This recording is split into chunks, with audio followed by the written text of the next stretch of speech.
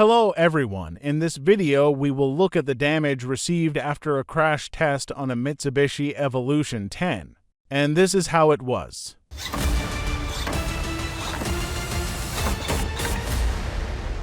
And if you haven't watched the crash test itself, then you'd better watch it first. You can go to the video using the hint at the top or the link in the description. In this crash test, I accelerated the car with my hand, rather than dropping a kilogram block of plasticine that was pulling the car along with me. I very sharply and strongly pulled the string that was tied to the platform with the machine. Thanks to this, the speed was much higher and the damage was much stronger and more realistic. And this is the result. This is damage after the first collision with a block. It looks powerful, right? And for comparison, here's what the first clashes were like before.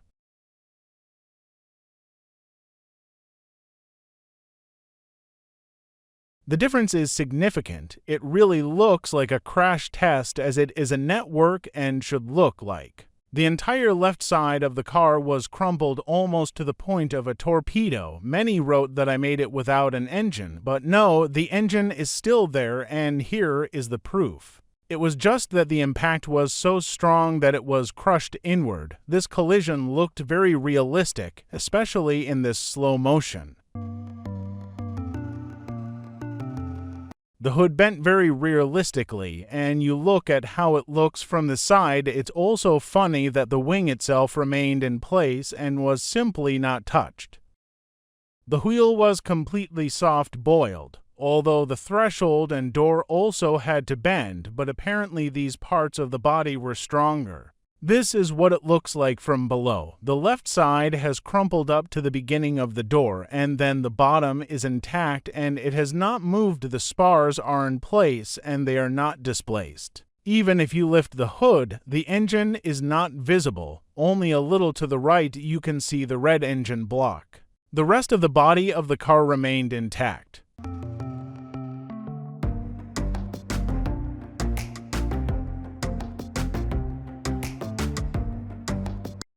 This is how you can clearly see how much the front part was bent. The engine elements entered part of the cabin and the torpedo.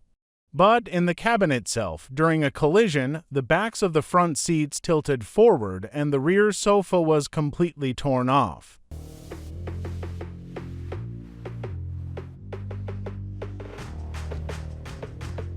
Now we move on to the second collision, which has already occurred with the rear of the car. Still the same picture. The right side was bent to the back door, but the left side remained more or less intact. I think that it also turned out realistic. There are a lot of dents, bends, and cracks from the paint.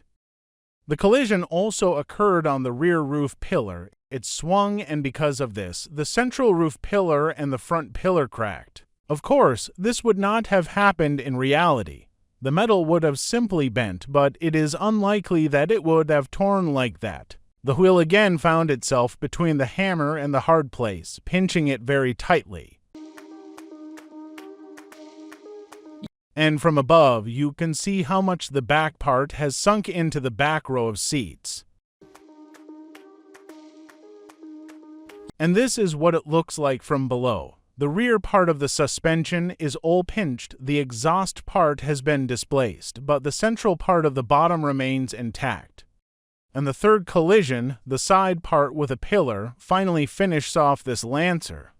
Since the front part is practically no longer holding on, it all came off along with the torpedo. And the pole itself reached right up to half of the seat. I don't think it's worth mentioning what would have happened to the driver. The roof pillar on this side also cracked, and the roof itself visibly crumpled and also took the collision. It turned out very hard. The glass remained in place. I glued it well so that it did not fly off. The front part was simply completely torn apart. This Lancer is definitely not subject to restoration.